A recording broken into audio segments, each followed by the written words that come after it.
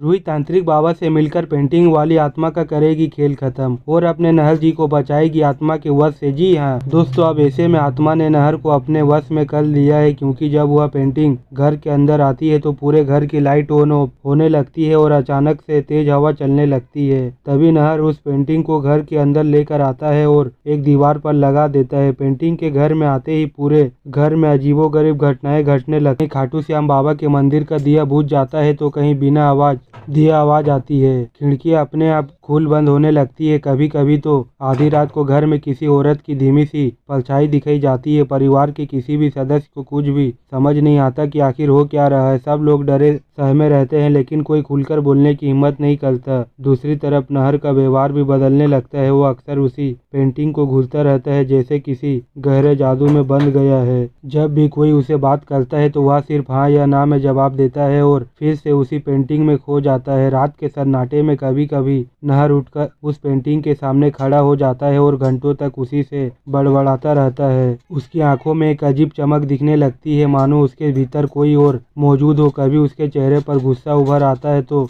कभी वह बिना वजह से हंसने लगता है। रूही यह सब देखकर बेचैन हो जाती है। उसे लगता है कि जिस दिन से यह पेंटिंग घर में आई है तभी से घर में अशांति और डर का माहौल है। धीरे धीरे उसका शक पक्का यकीन में बदलने लगता है। कई बार तो उसे ऐसा महसूस हुआ कि कोई अदृश्य शक्ति उसके पीछे पीछे चल रही है। रात को जब वह अकेली होती है तो अचानक से किसी औरत की चलने की आवाज़ सुनाई देती है। कभी खिड़की पर दस्तक देती होती, कभी आईने में धुंधली परछाई। एक बार तो उसने साफ देखा कि पेंटिंग से खून की बूंदें टपक रही थी, लेकिन जब उसने निहार कर देखा तो सब कुछ सामान्य था। रूही का कई बार नहर से इस बारे में बात करने की कोशिश करती है, लेकिन नहर हर बार उसकी बातों को नज़रअंदाज कर देता है। नहर को लगता है कि रूही बेवजह डर रही है, जबकि हकीकत यह थी कि नहर खुद भी उस आत्मा के प्रभाव में आ चुका था। इसी कारण वह रूही की बातें सुनकर भी उसे हल्के में लेता। परिवार के बाकी लोग भी सोचते हैं यह सिर्फ रूही का वहम है। एक रात जब परिवार के सभी लोग गहरी नींद में सो रहे थे, रूही चुपके से उठती है। वह धीरे धीरे कमरे से बाहर निकलती है और उस पेंटिंग के पास पहुंचती है। उसका दिल बहुत जोर जोर से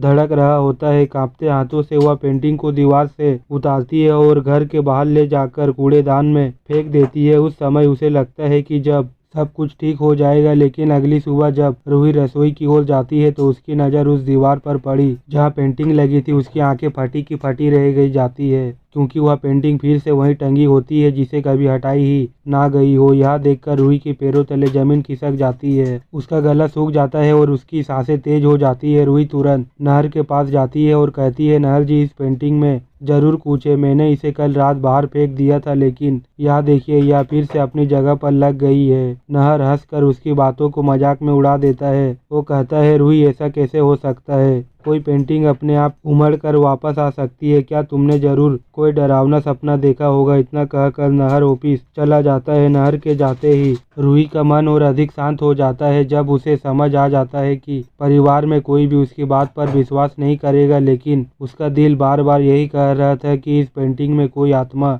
बसी हुई है। उसी आत्मा की वजह से घर में यह सब हो रहा है। उस दिन रात को जब वह अकेली कमरे में बैठी थी तो उसे साफ साफ लगा कि कोई उसके कान के पास आकर फुसफुसा रहा है, तुम इसे कभी नहीं हटा सकती। यह सुनते ही रूही का पूरा शरीर कांप उठता है और उसकी आंखों से आंसू बहने लगते हैं। अगले दिन रूही घर का सारा काम निपटा कर पास के मंदिर पहुंचती है। मंदिर में एक तांत्रिक बाबा बैठे होते हैं। उनके चेहरे पर गहरी शांति और आंखों में अजीब रहस्यमय चमक होती है। रूही के उनके पास जाकर रोते हुए पूरी घटना बताती है कि तांत्रिक बाबा सारी बातें सुनकर गहरी चुप्पी साध लेते हैं। उनके चेहरे पर हैरानी और चिंता साफ झलक रही होती है। कुछ देर बाद वे गंभीर स्वर में कहते हैं, बेटी, यह कोई साधारण पेंटिंग नहीं है। उसमें एक औरत की आत्मा बसी हुई है। वही आत्मा नहर पर कब्जा कर चुकी है। अगर इसे तुरंत इसके असली घर में वापस नहीं रखा गया तो तुम्हारे पूरे परिवार पर बहुत बड़ा संकट आएगा। रूही कांपते स्वर में पूछती है, बाबा, लेकिन यह आत्मा आखिर चाहती क्या है? बाबा ने गहरी सांस लेकर कहा,